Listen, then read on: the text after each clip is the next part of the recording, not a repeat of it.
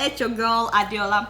You guys know that we've been shouting for a long time that our officials should stop laundering our money. They keep acting as if they can't hear us. Instead, they are still misappropriating not just our money, but even foreign aid. Now, the people of Britain, they've started complaining. They are saying that why is British government supporting Nigeria when the money is clearly being misappropriated? Do you guys know that this year alone, Britain has sent more than 300 million pounds to Nigeria in form of aid, to help our education system, our health system, and to reduce poverty. These foreign donors, they see what is going on. They know that Nigerian officials are using this money to enrich themselves. You think that they are stupid? Which is why last week, when Nigeria announced to the world that by 2015, that we would send 2 astronauts into space, Britons got really upset. You get what I'm saying? And before I tell you why they are upset, I personally think that it's wonderful that Nigeria is sending people into space. I just hope that we have extra generators, on standby, just in case. That is not a joke, by the way. It's in case, the rocket is about to launch and suddenly NEPA takes light. You get what I'm saying? Don't say haba, Adeola. Don't you know that NEPA takes light? Even in Aso Rock. Or why do you think that President Jonathan budgeted 72 million naira for fueling his generators? Yes, so, by the way, I completely forgot. Those astronauts in 2015, they are not launching from Nigeria. They are being trained to join either Russian, Chinese, or American missions. Yes, according to the Nigerian National Space Research and Development Agency, 2028. And that is to say, 15 years from now, that is when Nigeria will be ready to finally launch our first space jet. Excuse me.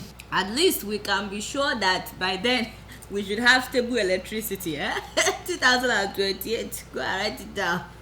Anyway, so when Britons heard that Nigeria is getting ready to send astronauts to space, many of them got really upset because they think that is now what we should be doing right now. So this is what they are saying. See, wahala. We are cutting down our budget, sending taxpayers' money to help these poor Nigerians instead of them to take care of basic amenities, fix their roads, fix their electricity, and help the poor people among them. They are saying they want to be sending people to the moon. Where are we sending people again?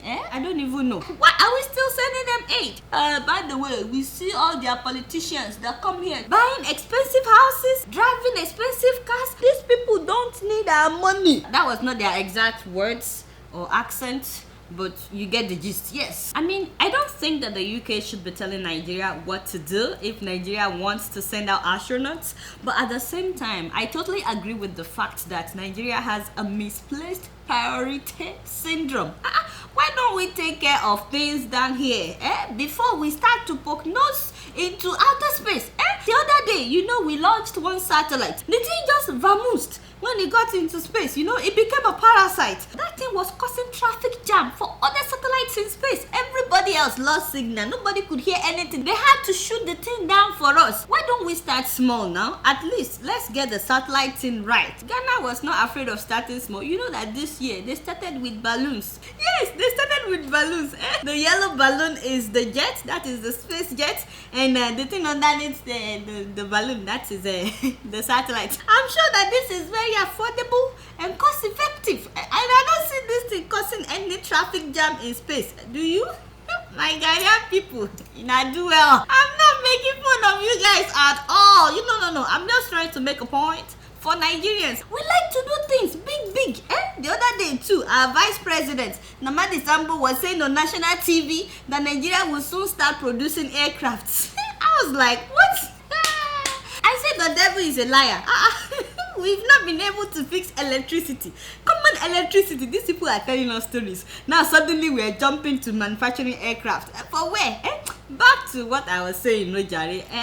They said that we are misappropriating funds, which is true. I mean, I don't know if you guys have been following that news, but apparently Lagos state government is building all these luxurious apartments with World Bank money that they've borrowed in the name of poverty eradication. Recently, they collected a $200 million loan from the World Bank that they would use it to increase sustainable access to basic urban services among the poor people of Lagos. serious. Instead, they are building a luxurious complex, so with 1,000 units that is clearly not going to be affordable for the common people. And the worst part of the story is that they actually drove out poor people from these areas where they want to be building these luxurious apartments. So not only are they not helping the poor, but they're actually making them homeless. And once they are homeless, they deport them back to their states of origin. But I'm having trouble processing who is actually giving and who is receiving aid, because British companies are making billions of dollars out of Nigeria's natural resources. Not be so, Shell alone makes more than $20 billion every year from Nigeria. So how much are they giving us that they are making so much noise? On top of that, they keep polluting our country, something that they would never allow in their own country. And besides that, that every day thousands of Nigerians line up in front of UK embassies in Nigeria, in Lagos, in Abuja, each one of them paying more than £100. And you know that when they deny us visa, they don't refund our money. Do you guys want me to calculate how much they are making at their embassies in Nigeria alone? And that is besides the fact that they still want us to start paying another £3,000 Abba UK before we can enter their country. Tell me now, who is actually giving and who is receiving aid? By the way, I keep wondering why we don't have people lining up in front of Nigerian embassies anywhere in the world. Why now? Most people you will find there are Nigerians that are trying to renew their passports. Why now? Not that I'm doing a promo, but honestly, we need more customers at our embassies too. And you know what? Someday Nigeria will go better, and people will be lining up in front of Nigerian embassies all over the world trying to get their visas just so they can enter Nigeria. You better get it now before it becomes gold. Get it and keep it, and then you come later. Now, what I don't understand is why exactly we still need foreign aid in Nigeria when we have officials that are stealing billions of dollars every year. I have a whole list. Ambrose Owuru allegedly stole about 66 million naira. That was a former presidential candidate. You see, somebody that wants to be president. The daughter of Baba Iyabo, former Nigerian president Olusegun Obasanjo, she was arraigned for allegedly stealing more than 470 million naira. You know what? These are petty thieves. Million naira. No. Let's talk about people who stole in billions. Let's start with the Ogidigbo of Africa, James Ibori, who is presently serving in London prison for stealing more than 40 billion naira. Do you guys know that when they went into Ibori's house, did you know how much they found? All those boxes, they are filled with cash. Take a good look. That is dollars, by the way. Inside one man's household. Do you see that closet? If one man can have all this in his house, do you know how much he had in his bank account? In case you don't know, by the way, that is taxpayers' money. That is just one person. Bukola Saraki, former governor of Kwara State. That one, they said that he looted a whole bank, and he's been accused of stealing more than 21 billion naira. Remember that Benga Daniel was accused of stealing 87 billion naira. The Meji Bank, you know that they said that he had 160 billion naira inside one bank account, just one. And how can I forget Alamiaye Siaga, who was recently pardoned by Mr. President after he stole more than 40 billion naira. As a matter of fact, they found £1 million inside his London home. By the way, the late Sani Abacha stole more than 600 billion naira. Taxpayers' money. And before I forget, IBB, Ibrahim Babangida, allegedly stole 2 trillion naira. 2 trillion, your money. So why are we still collecting aid if our officials are stealing all this money and getting away with it? Why now? How much is that, my brother? Were you calculating? Wait, I need my glasses. That would be 75. Wait, why is everywhere dark? Altogether, we are looking at like 78 trillion billion pounds. And this is just to name a few of these thieves. And then we expect the world to keep sending us aid. Shippy, we are the third richest African country, if not the second. We make billions of dollars from oil every year. On top of that, you know that we've been borrowing billions of dollars from China. Madam Ngozi. So if our government is serious, they should go after all these thieves and fish out the money that they've been stealing. If not, the more aid we receive, the more money for them to steal. Lastly, I want to show you guys some pictures of a mansion built by the former governor of Abia State, Oji Uzor Kalu. This is one man's house, oh, by the way, one man's house. There's a thief in the government house. Bring the alarm before they blame it on Mickey Mouse. Who will save us all? Who will save us all? Ajibole, ole. Ajibole, ole. Ajibole, ole. Ajibole, ole. Ajibole, ole. Ajibole, ole. So speaking of space programs, do you guys know that Zambians were way ahead of Nigerians? Yes, so this one that Nigeria is talking about launching our first jet in 2028, let me tell you, Zambians were ready to launch as far back as 1962. So there was this secondary school science teacher at the time named Makuku Nkoloso who single-handedly and unilaterally created a space program for his country. In fact, this man was determined that his country would beat the US and Russia to the moon within 1 year. So guess what? He petitioned the United Nations to send him $7 million for his moon project. 7 million as of 1962. I'm telling you, this guy and his students, they were so determined. Just take a look. The wacky world of Zambian astronauts, whose leader in 1962 confidently predicted they'll be the first men on the moon. Mr. Encloser, is this the site for your rocket launching program? And could you tell me where your rocket is? Yes, this is the rocket launching site, and my rocket is just here. Ground control to Major Tom. And what is the name of your organization? The name of my organization is National Academy of Science, Space Research and Astronautical Research. 3, 2, check ignition, and may God's love be with you. When will you fire off your first rocket, and where will you send it to? I will fight from Lusaka, and it will go straight to the moon. You've really made me great. To most Zambians, these people are just a bunch of crackpots, and from what I have seen today, I'm inclined to agree. Excuse me 1 minute. In case you're wondering, yes, that video is real. It's real, by the way.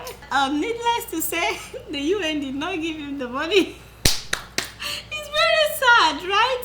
I'm sorry that I'm laughing. He said that the first jet that they would launch would carry a space girl, 2 cats, and 1 missionary. Why did they need a missionary in space? So without the necessary funding, the project died of natural cause. It's very sad. But I think that it's commendable that the guy was even thinking about how to advance science and technology in his country as of 1962. We need more people like him today, If we can all strive like that guy did, by now Africans would have landed on the moon. But on a serious note though, and all jokes aside, Zambians have come a long way. And I like to give a shout out to a new innovation in Zambia that is solving the problem of lack of ambulances to serve rural areas in terms of emergency. I'm talking about providing safe transportation for pregnant women and sick people from areas that have bad roads to nearest hospital, which sometimes may be hours away. Ladies and gentlemen, let me introduce you to Zambulance. In remote areas, current methods of transportation for those who are injured, disabled or pregnant is not only uncomfortable but inefficient and dangerous. People can only travel with what is available to them, and sometimes that means simply riding on the back of a bicycle, inside a wheelbarrow, or in the arms of a loved one. Introducing the Zambulance. Simple, affordable, and locally built. With a Zambulance, the patient can be comfortably and quickly transported from their home to a clinic. The time saved can mean lives saved as well. It is housed in a weatherproof canopy that facilitates privacy comfort, and protection. And it has a strong, easy to attach hitch that connects the Zambulance to any bicycle or motorcycle. Isn't that inspiring? I mean, the thing works and it solves the problem of transporting people by wheelbarrows and bicycles. I mean, I can't even imagine how inconvenient it would be, especially for someone who is already sick. So, out of curiosity, I went and checked the website of the people who created this Zambulance, and I took a good look at the list of the team members. Yes, I looked at every one of them and I realized, wait a minute, none of them is actually from Zambia. Now that really touched me. I mean, if people outside can come and do so much, I'd like to challenge all Africans that are watching. We need to do more in our various countries. We can't continue to rely on the government. I mean, don't think that because you're not from one African country, you can't invest in that country. No, that's not true. I mean, I'm hoping that some people will think about building hospitals, in these rural areas, so that people won't have to travel so far. And I'm really hoping that whoever can fix the roads will start thinking about how to fix these roads, because that is the major problem. So my people, please, let's learn from these people that created the Zambulance that we can also do something. But guess what? I'm just keeping it real. I'm sure by now that you guys have heard about that fire outbreak at the Kenyan International Airport last week. It was really sad.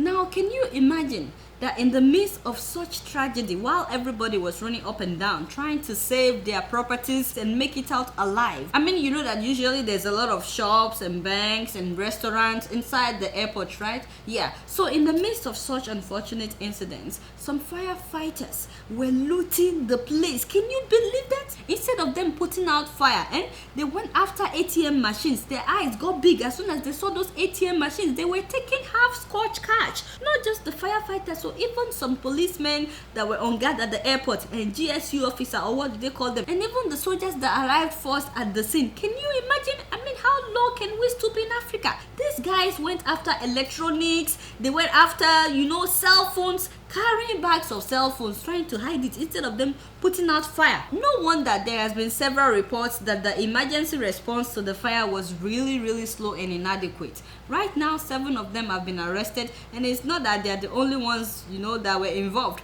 but those are the ones that couldn't keep their mouth shut. After the fire, they started bragging about how they got cash out of ATM machines. They didn't realize they were bragging to inspectors, because those ones were not wearing uniform. And I heard that public servants in Kenya, including policemen, firefighters, and soldiers, that they are not well paid. And that is part of the problem. It's not an excuse. No, it is not. But it is still a problem. If you don't pay people well, they will be doing things like this. I also know for a fact that some police officers in Kenya, especially those ones who guard the entrance to the international airport, I know that they collect bribes from taxi drivers, because I actually saw this with my korokoro eyes when I was in Kenya. So even though it's not an excuse, the government needs to start paying them well. I really wish Kenya a quick recovery, but I know that they will build a bigger and better airport. I'm very sure of that. Definitely. Already, the new president, Uhuru Kenyatta, has visited the place twice since the fire. Twice. So I was like, wow, he means business. Yeah, I wish some other president would learn to respond to tragedies in their countries like this man did. You get what I'm saying? I'm not mentioning any names, so I'm just keeping it real. So my people in South Africa, now what do we do you now? First of all, it was the yellow fever card drama. You guys started deporting Nigerians over yellow card. I don't understand. Why now? Why is it that some of you just don't trust Nigerian men? I don't know. And now you are discriminating even against your own women that married Nigerian men. Haba. I don't know if you guys have been following that news, but in South Africa, there is a new organization now called United Nigerian Wives in South Africa. It was a necessary organization formed by South African women who are married to Nigerian men, and they feel like they are being unjustly discriminated against by other South Africans just because they married Nigerian men. Apparently, some South Africans believe that all Nigerians are criminals and that South African women who marry Nigerian men, they only marry them because of the money. And they also believe that rich Nigerian men, that they all got their money from doing drugs and illegal operations. So because of that, South Africa is using slanted immigration tactics to separate these women from their Nigerian husbands, and then they deport these men back to Nigeria. Can you believe that? And you know, I don't blame them, because even we Nigerians, we think it's okay to deport ourselves within Nigeria. Why won't other people deport us now? Anyway, so they are mistreating these Nigerian men. I said, Kai, when people all over the world are trying their luck just to date Nigerian men, because you guys know now that Nigerian men are really good when it comes to, you know, it's not that they didn't see South African brothers, you know, it's just that Nigerian men are good. Yes, so you guys are not even thrilled. You are not happy that we are marrying your women. You better start being nice to these women and their Nigerian husbands, because these women are already threatening to stage a mass protest. And you guys know that when women are upset, they can do and undo. I'm sure that you guys would not want to see anything like that. So please, start teaching them right. But you know, on a serious note, Africans need to learn to get along. I know that Nigerians have a reputation, unfortunately, yeah, we do. But most people nowadays, they judge us before they even know us. We're not all criminals. Let me say that again. No, we are not all criminals. It's a nation of 160 million people. Yes, you met one guy, he was a crook. I understand that. But that doesn't mean that the remaining millions of Nigerians, that they are all crooks. No, that is not true. And please, don't judge us by the actions of our leaders. We all know that most of them are bad. That is why we're talking about them. And those of you Nigerians that are doing yahoo jobs wherever you are, you see, it is because of you that they are doing things like this to other Nigerians. Innocent Nigerians are suffering because of what you are doing wherever you are. I beg now, put yourselves together. Stop all this yahoo business. Just imagine being separated from someone that you are in love with, someone that you are legally married to, and many of these children are now growing up without their father.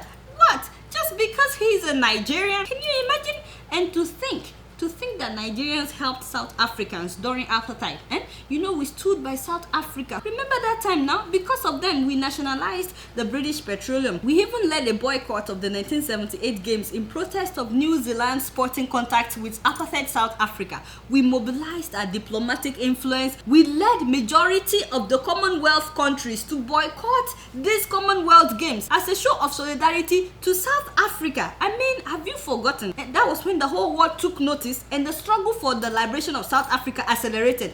And that is not to talk about the millions of dollars that Nigeria spent on the ANC at that time. You know, we provided secret military training at the Kaduna 1st Mechanized Army Division for the guerrilla forces. Have you guys forgotten? We provided supplies, diplomatic support. In fact, Obasanjo promised to provide juju and otumokpo. You know, remember, it was under Obasanjo's regime at that time now to finish the apartheid racists at that time. And you know, all these racists, they were threatening Nigeria at that time just because of South Africa. And now we can't even marry your women. Seriously, in the words of my president, that is not correct. That is not correct. You know what? I really applaud these women for standing up for their husbands, you know, and fighting for justice. One love, my sisters. One love, y'all. One love. And guess what? I'm just keeping it real. Alright, y'all. It's been real. And I'm keeping it real right up in here. Until next week, I'm gonna see y'all later. Peace out.